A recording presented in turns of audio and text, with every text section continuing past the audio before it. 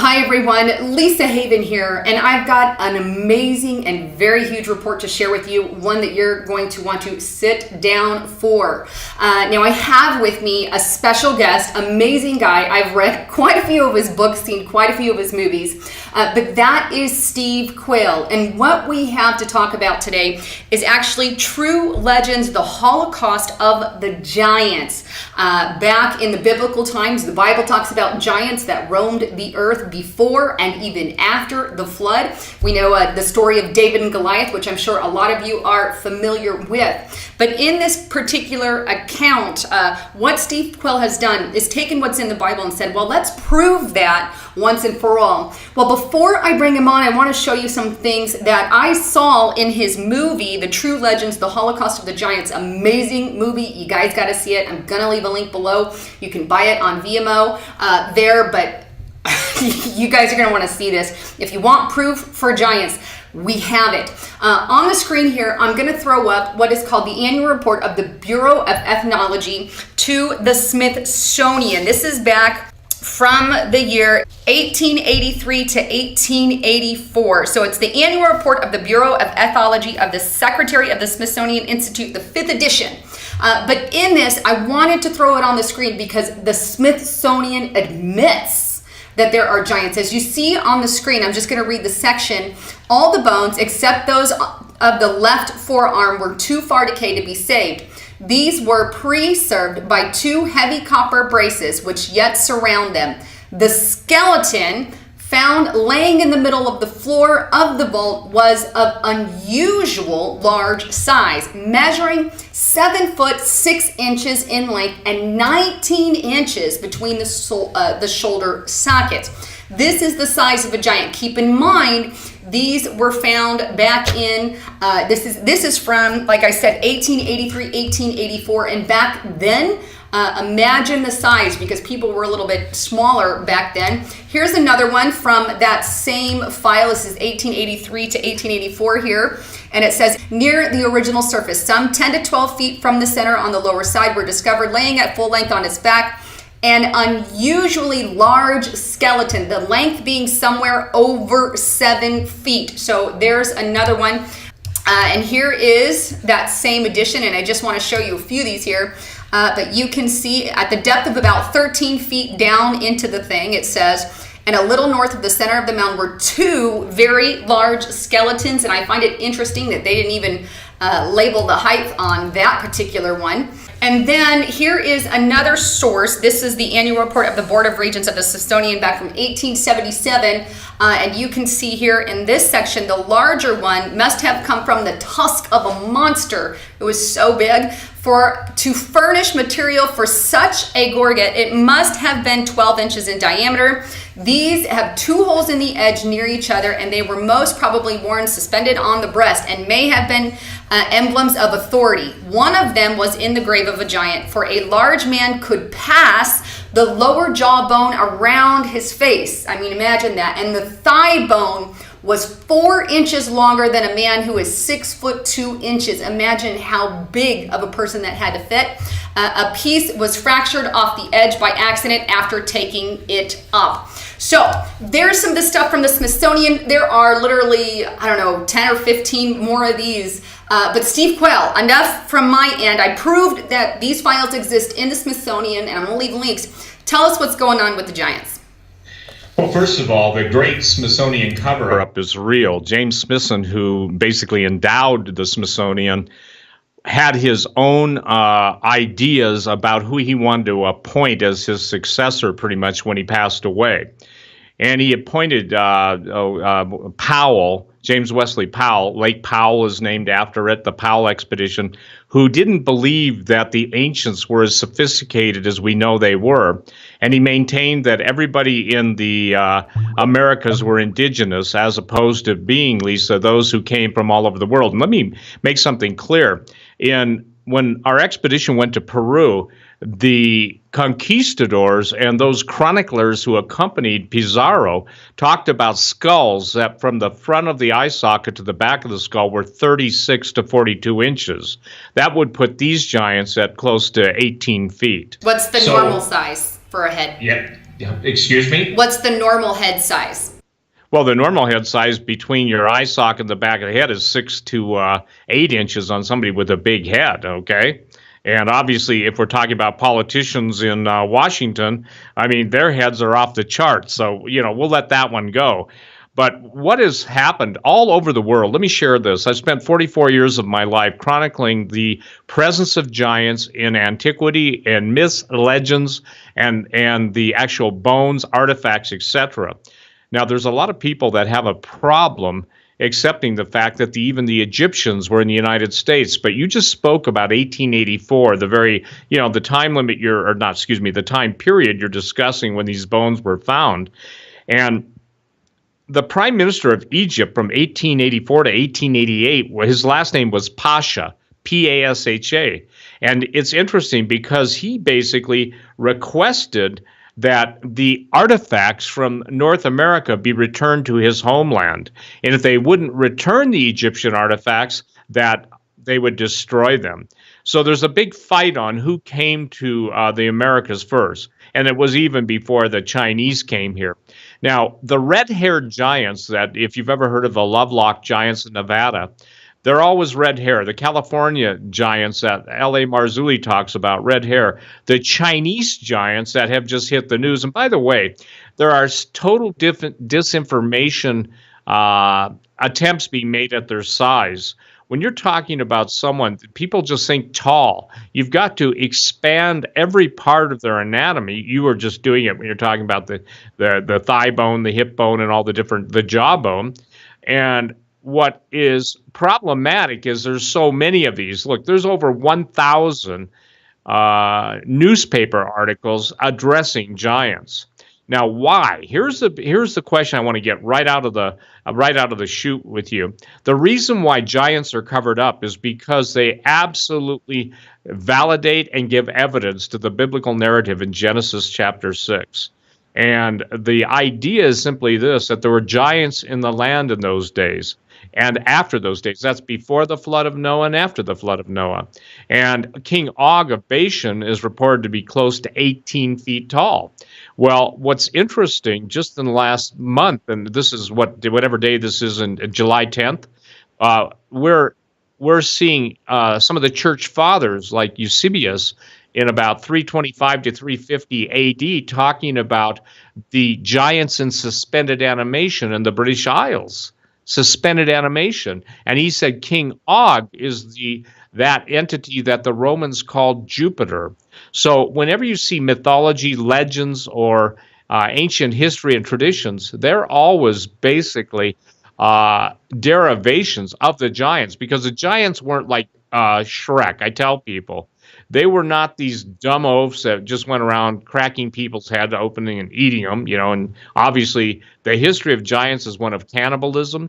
In Numbers 13, 32, 33 in the Old Testament, Joshua and Caleb described that, the spies describe that they were as grasshoppers in the eyes of the giants, and this is where you typically, people think, well, that's just a metaphor for they were taller than them. No, the cities of Bashan, the land of the giants, the Canaanites, the Perizzites, the Jebusites, and I said, by the time you're all done, you got a bunch of uptights. Well, what Timothy Alberino and our Gen 6 expedition team were able to track, and this is in the Holocaust of Giants, the DVD. And by the way, it's on Vimeo, Vimeo, and they can download it. And people all over the world who watch you and, watch and follow us on different talk shows and stuff can go and download the Holocaust of Giants. We have in our production capacities and capabilities interviewed more people who have dug up live evidence, of a live cover-up of the evidence of giants, always being controlled. It's like, seriously, it's like the Raiders of the Lost Ark. The guys in the black coats come in, and they basically, or the men in black come in, and they take everything. I personally have been on talk radio, I don't know if you know this, 25 years, and I had people in the Ohio River Valley who were excavating a field turn over a couple of giants, and they were 9 feet tall, and they made the mistake of telling the post office, and the postman, contacted the FBI, and within less than 18 hours, the FBI was there. They seized the bones, if you will, the skeletons, and told the people to shut up.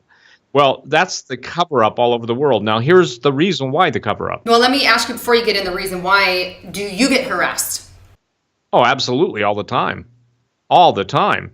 I won't go into all the harassment, but the death threats are there, the innuendos are there.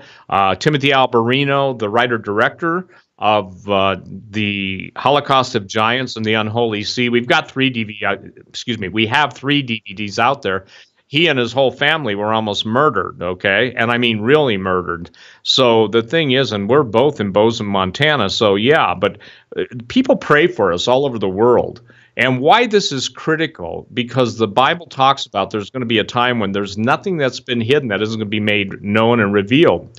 And as we see all of the exposure in the political realm and the scientific realm, you remember even Mars. Look at Mars. We were told there's no water, there's never been life, there's never been this, there's never been that. And all of a sudden now, hey, ancient microbes. Hey, it looks like there's water frozen here. So what this is soft disclosure. And why this is critical is George Orwell said, they who control the past can pretty much determine the future. They can write whatever future they want. So we're being selectively fed manure. And that's why there's so much, how would you say this tactfully? That's why it's so high and deep all over when it's the difference between true history and ancient history. So this is why it's been a major undertaking. And listen, being on talk radio for 25 years, I've had people in all realms of government. And there's no way I could know what I know outside of the grace of God being first and foremost, but then the people. And God said to me years ago, he said, if you'll warn my people, I'll bring the people that know. Because I can't track down some guy from the outback in Australia or the Antarctic expedition. So this is how people contact us. And it's interesting because I have literally people come by. I have a physical brick and mortar store in Bozeman, Montana, or they will come up to a conference and hand me something. And everybody's afraid to tell, but more and more people are breaking ranks with that in the intelligence community and even in the anthropology community, anthropological community, the archaeological community, because things just don't add up. For instance, I have some listeners and viewers that were in Florida, Jacksonville, and the Smithsonian's excavating a site there. And the rumor got out from internally that they were giants there. So one of my listeners went up and intercepted one of the archaeologists coming out of the tent, Lisa. And he said, so you guys covering up the giants? And the guy threw down his trawl or whatever he's in there digging with and said, there are no giants. There are no giants. And he ran off. So the Great Smithsonian cover-up is underway. And the great uncovering of the Smithsonian is underway. I say good to that. And now you guys, I want to get this out before we get too far into it, but you're actually having a conference that now that I know about it, I might actually go and maybe even bring my father. He'd love it. But yeah, it's in, and I have the details. Where did I write? Branson, Missouri, right? And it's September 15th through the 17th, True Legends Conference. Now, I'll leave a link for all you below. You have information on that. You have a link on that, Quayle? Yeah, we do have a link on it. And let me share this. I think we're 85% sold out, but we also are going to have live streaming. Believe it, this has been astonishing, I think, to Tim and I. The amount of people watching Vimeo, okay, they obviously stream it, and it costs $15 to stream it, $25 to buy it. But because postage is so expensive all over the world now, we tell people if you're out of the country, and we just went on the expedition to Peru, and we had people from, I think, 4 different countries there. And so this message is getting out. And what's fascinating, Lisa, the conference is, in my opinion, going to be, I don't think it'll be repeated. It's going to be myself. It's going to be Timothy Alberino. It's going to be L.A. Marzulli. Tom Horn is going to speak. Dr. Michael Lake. We're going to have Derek Gilbert. And we're going to have Anselm P. Rambla. And you can take this wherever you want to go. But Anselm's the only one that ever excavated in the Coricancha, which is the convent of Santo Domingo in Cusco, that was over the Shinkana. The Shinkana is a tunnel system. But to tell you there's an underground and underworld tunnel system that goes throughout the whole world is not an understatement. What was interesting, you ask us if we get harassed. Let me give you a good example of real-time harassment. They had in obviously they knew we were coming, But we had Anselm with us on our expedition. He flew in from Barcelona, Spain, and everybody flew in from different parts of the world. We had some people from Russia, from Great Britain, Australia, South Africa. And these people are how do I say this? They know what's going on.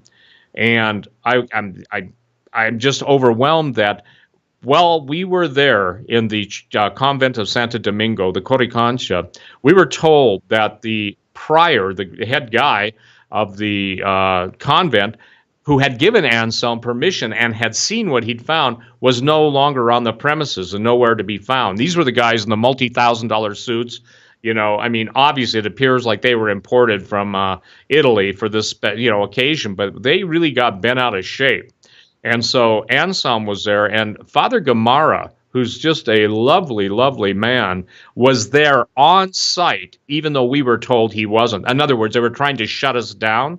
They were saying he wasn't there. So we have eyewitness film. We took our film cameraman there, and we've got this on film. So the official position is here. This is what's interesting. They don't exist. The tunnels don't exist, though everybody knows they exist. And so now you've got Machu Picchu, which is an amazing place, but let me give you something, and this will excite you. It's kind of like when you do your investigation. It's never what's on the surface, it's what's underneath. And just in the last day, 2 days ago, I'm sorry, either yesterday or 2 days ago, within 1 hour, I had two independent people contact me on what they had experienced at Machu Picchu with the underground tunnels and caves, etc. There's so much stuff in Machu Picchu. Machu Picchu, the Incas did not build Sacsayhuaman. The structures there. That's that area that you see where there are giant boulders and rocks, hewn building blocks, if you will, that are so carved at right angles, 90-degree angles, and the technology did not exist in the world of Inca because you can't use coral and primitive tools to mill such astronomically precise building edifices, and the same thing at Machu Picchu. So what's fascinating to me is the fact that right now, I just saw where I think either the History Channel or National Geographic is going to release their big expose on Machu Picchu, from a French explorer, and he's done his homework. So we've got all these famous explorers, and Anselm P. Rambla will be at the conference in Branson. And Tim and Anselm kind of like it's amazing because Tim's probably one of the only people in the world that can translate in real time what Anselm's done. And when I say this, it almost sounds like a hype, and I don't mean to have hype on Skype, but the point being is that they're going to release information that nobody in the world has ever even embraced. And so it's pretty important. In other words, this isn't your typical conference where this guy speaks on this guy speaks on the central theme of the conference in Branson, True Legends, is the underlying fact that the fallen angels produced the giants of old, and let me share some words. We argue, but Nephilim are the fallen angels. They're translated giants. That word's used only once before the flood, Genesis 6, and once after the flood. After that, all the giants are referred to as Rephaim, R-E-P-H-A-I-M, which comes from the Hebrew word Rapha, the dead. And then when a giant died, that evil spirit, the combination human, fallen angel, that's where all the demons come from. By the way, that's in the Book of Giants, which is in the Dead Sea Scrolls, and it's also in the Book of Enoch. Yeah, I've read the Book of Enoch, and yeah, that's what it says. When a giant or Nephilim dies, it becomes a demon. I can verify that. I read it. The Valley of the Rephaim, see, again, everything is not a Nephilim, but Nephilim is translated giants. The correct translation is those who descend from the Nephal and there's fights over this. See, everybody wants to dismiss the supernatural, angelic, fallen angel realm. The Bible says a third of the angels fell. Now we're seeing, you can go on Matt Drudge's website any day, and what is it? Exorcisms are at an all-time high. You're seeing absolute demon possession. You've got the President Macron of France declaring he's the god Jupiter. Now, see, most people would say that's just he's just trying to use a metaphor or whatever. No, what's happening is this, is when demons possess a human, they can only stay hidden so long. And when they can no longer, the humans can no longer, their personality contain it, they outpicture, okay? What's inside is coming outside. So that's why you're gonna see the craziest stuff. And that's what Jesus said when he said, men's hearts failing them for fear of looking after those things coming upon the earth. And we're headed to that spot. I mean, with the Book of Revelations, when that plays out, well, that's hell on earth, literally. So there is a lot at stake here, and I think I have Christians, non-Christians, everybody who watches my channel here, and as far as giants, I mean, when the Smithsonian actually admits, and there was more. If people want more, I would just say go to the True Legends, the Holocaust movie, because you actually delved through it. And like I said, you saw the tangible evidence in the beginning of this video for giants, that they actually exist. Where are those bones going? Why doesn't the Smithsonian have those? Well, let me share this. According to a Smithsonian insider, this will blow your mind, because that's a fair question for everyone to ask. There are 149 million out-of-place artifacts, or scientific artifacts, or anomalous historic artifacts that the Smithsonian houses, I believe, in 14 warehouses that are longer than football fields, okay? Now, remember this. They're out of place historically. They're out of place scientifically. The black ops, you know the term black ops, black operations. Well, there's that people assume that anything that's secret, military, that in the military, that's a black op. I'm talking about a very different form of people that don't officially exist anymore, that basically go through the earth, scouring the earth, because there's a lot of stuff that literally goes bump in the night. I had a 4-star general, active duty, tell me that if you've ever seen the movie The Cave or The Descent, those are pretty scary movies. The bottom line is that the stuff they deal with is 10 times worse than that. So here's what people have got to understand. We're not talking just about bones. We're specifically talking about giants and stasis, a form of suspended animation. So how can a guy 325 years ago, a church father, basically, how can he use the word stasis and talk about the awakening of the giants? How could he know that? And this is considered, Eusebius is, some people pronounce Eusebius, but Eusebius is one of the most, quote, prominent founders, and people can't argue with that. By the way, all the church fathers, all of them, Jerome, Polycarp, they all believed in this biblical dialogue that fallen angels were having sex with earth women producing. Now, why? The purpose of that was to destroy. Now, let me share this. I have non-Christians, and this is not a Christian argument. This is not a defend the Old Testament argument. This is a historic representation of true history versus convoluted cover-up that's going to be twisted, and you're seeing it. The majority of everything is the aliens created us. Panspermia. That they came, they seeded this planet with the Genesis seed, and not God, but they did. And so my question to all those people is, well, who created them? You see, the point is that with all of the intelligence gathering capabilities now of the everything that we think, do, and say is, all around us every day, kind of like the old Zager and Evan tune, is in the pill you took today. Now it's in the Wi-Fi you took today. So the thing is critical that people understand there is an ancient technology. King Solomon said it this way: there's nothing new under the sun, and that which has been will be again. So we're talking about ancient. You can go, and I've documented, others have documented the nuclear wars in the old Hindu empires, where desert areas are turned to glass.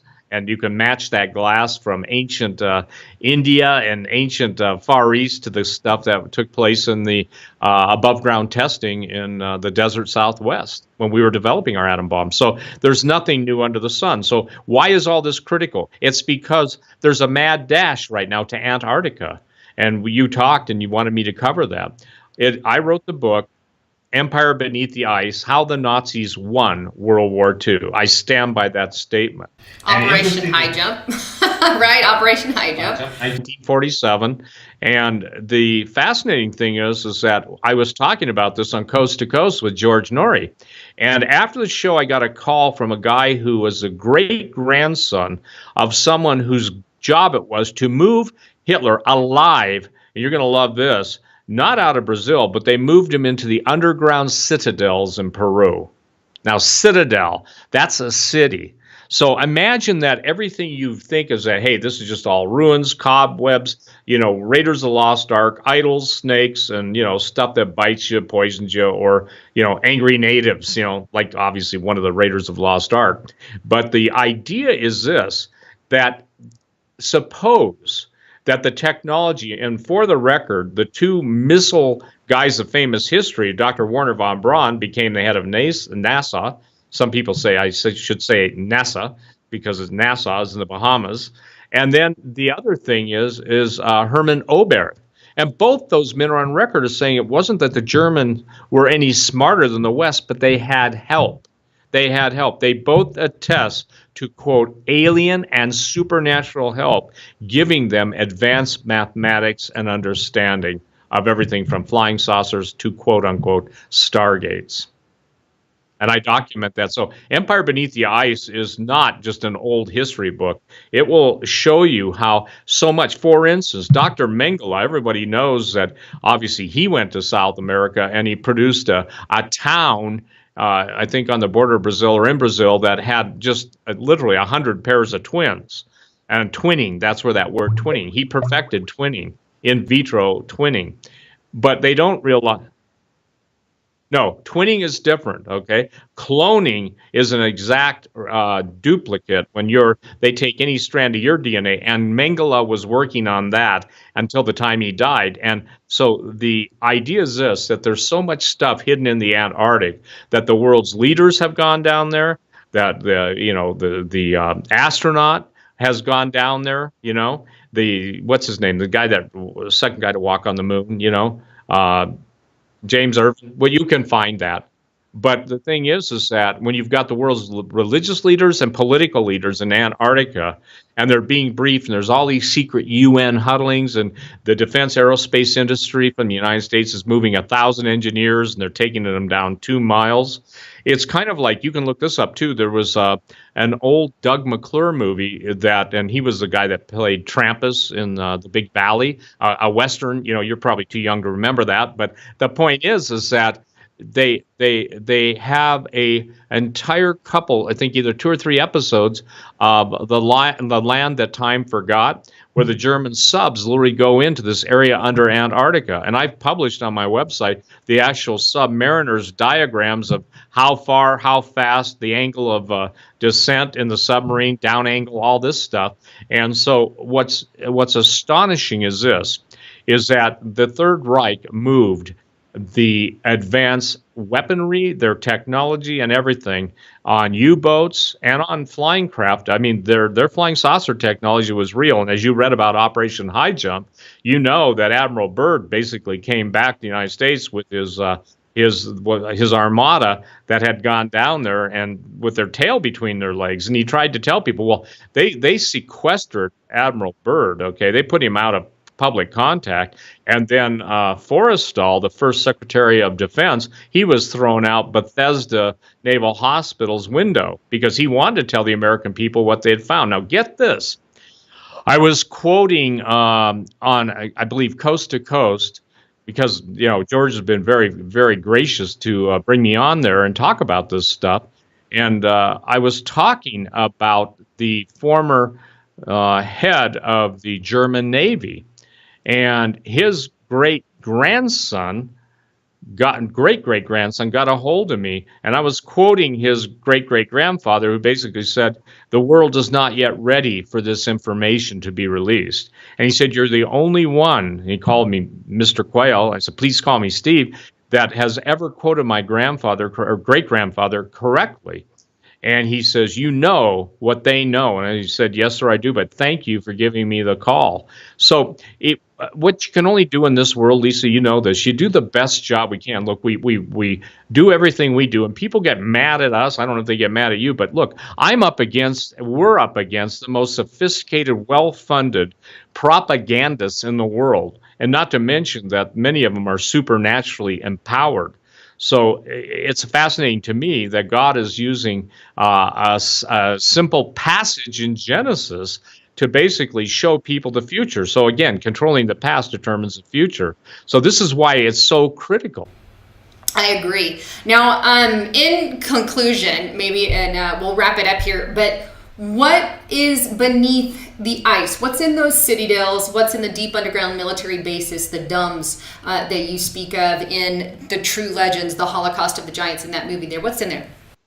Well, basically, it's live entities of such an advanced technology and understanding that have, in my opinion, been controlling the world. And in my opinion, I'm on record as stating this, when people think of fallen angels, they think of cherubs on the mantelpiece, at the holidays. That's not what we're talking about.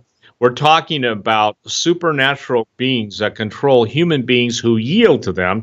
And so all the technology of CERN and the colliders that are working and the different particle physicists that are working to open up the dimensions, and trying to figure out how matter is held together and doing all this. And they mock the people like us because, they think in essence, Lisa, here's the promise. They believe they're going to give people eternal life, okay, that you'll get to live forever. They'll basically be able to give you intelligence that surpasses anything. In essence, your body will be turned into a computer memory source, and you'll be able to access that at any time. And basically, you're going to be as God. You're going to know everything. You'll be able to do everything, Probably won't be any tall buildings to leap over in a single bound.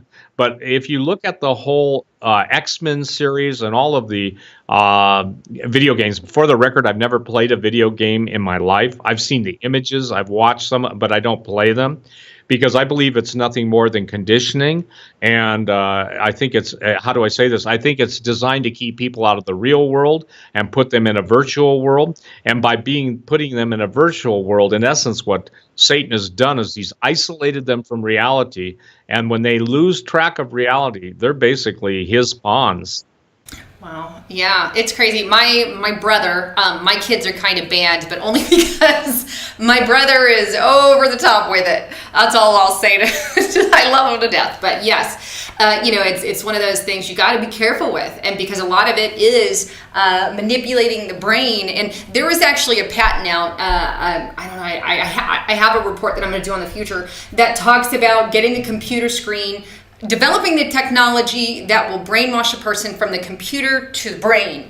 And this is an actual patent that's been processed. And I can't quote the patent at the moment, but I will leave a link for everybody to look at that. But the technology has been patented, and they are attempting to push that. So, well, we're kind of running on time here, and I just want to encourage you guys, make sure you get that movie. And I get nothing for it, just an FYI. That movie is so freaking amazing. The True Legends, the Holocaust of Giants. And look, Steve, you've got everything in there from ancient Indian tribes who went up to the mountains to, escape and then basically fleed in a day. I just loved that. They fleed in a day, and you prove it with some of the stuff, and they fleed from actual giants and how they can open portals. You talk about portal openings in there.